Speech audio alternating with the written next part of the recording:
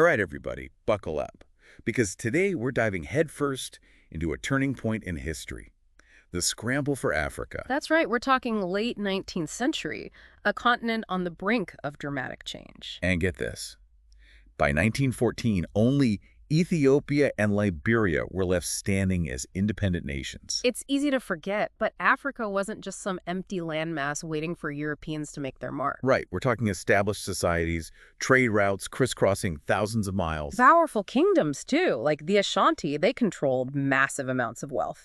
Oh yeah, they are Ashanti. They're gold mines. Two-thirds of the world's gold supply came from there. Unbelievable. It's staggering. That gold wasn't just sitting around, it was woven into the global economy. Trade routes, empires, even the seeds of modern globalization. The Ashanti gold trade had a hand in it all. Talk about a golden age. But it's also a bit ominous, isn't it? This incredible wealth, it's almost like a prelude to the scramble itself. You're hitting on a key point, you see. To understand the scramble, we have to ask ourselves, why did Europeans go to such lengths to colonize Africa? Okay, I'm all ears, because it wasn't just about grabbing a continent for bragging rights, right? Well, there are many factors at play, but we can break them down into four main causes. Okay, I'm ready. Hit me with those causes. All right. First up, we've got economics. Okay, makes sense, but what does that really mean in this context? Think raw materials, control over trade routes, and a huge desire to secure new markets for their own manufactured goods. It's like the saying goes, follow the money. Sounds familiar, doesn't it? Absolutely. It's a pattern we still see in the global economy today. So it's about wealth, power. But it wasn't just about economics, was it? Our notes mentioned something about a wave of nationalism in Europe around this time. Ah, yes. Nationalism was running high in Europe. Each nation wanted to assert its dominance on the world stage, and what better way to do that than by claiming vast swaths of territory? So it's like a giant game of Risk, but with real-life consequences. Exactly. And just like in Risk, controlling more territory meant controlling the resources within those borders. In this case, it was Africa's vast natural wealth that fueled European industries. And those resources were very much in demand, right? But it wasn't just about economics and empires, was it? Our notes also mentioned something about missionary zeal. What's the story there? Yeah, that's another layer to this whole thing. Many Europeans genuinely believed their culture and religion were superior. So they saw colonization as almost a moral duty, a chance to civilize Africa, spread Christianity, that sort of thing. So it's like the cultural component layered on top of the economic and political ones. Exactly. They built missions, schools, tried to replace existing traditions and beliefs with their own. It had a huge impact, no doubt. A lot heavier than just flags and treaties then. But hold on, there's one more piece to this puzzle, right? Yeah. Something about medical advancements. Oh, right. Now, this is fascinating. See, conquering a continent isn't just about armies and maps. It's about surviving the journey, the diseases.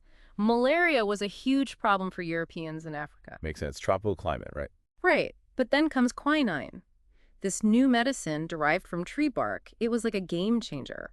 Suddenly, Europeans could withstand the malaria, explore deeper into Africa. So this miracle cure, it actually helped tip the scales in favor of the Europeans. Yeah, in a way, it allowed them to stay healthier, push further inland, and really cement their control over these vast areas. It's amazing how something like a medicinal plant could have such a huge impact on history. Absolutely, and that brings us to a really important point. This wasn't just a passive takeover. Africans resisted fiercely. They came up with some incredible tactics against the odds. Yeah, our notes mentioned the Maji Maji Rebellion. What was that about? The Maji Maji Rebellion. No, that's a story and a half. Imagine this. A rumor spreads among East African tribes that there's this special magic water, and if it touches you, German bullets can't hurt you. Magic water, huh? That's... No, I know, right? But it shows how desperate people were to resist. Thousands joined this rebellion, armed with their belief in this magic water and this burning desire to kick the Germans out. It's a tragic story, but also kind of inspiring, Like, they were up against impossible odds, but still fought back with everything they had. Absolutely, and even though the rebellion was crushed in the end, it's still a powerful symbol of resistance. It reminds us that history is never just one side's story. There are always acts of incredible bravery, resilience, stories like that of the Ashanti Golden Stool. Now, that's a symbol with some serious weight behind it. Even the British couldn't quite wrap their heads around it. Okay, you can't just drop the Ashanti Golden Stool and not tell me more. What's that all about? Picture this. A golden stool, right? But it's not meant for sitting on. This thing is sacred. It represents the soul of the Ashanti people, their connection to their ancestors, their very essence. To touch it was to touch the heart of their power.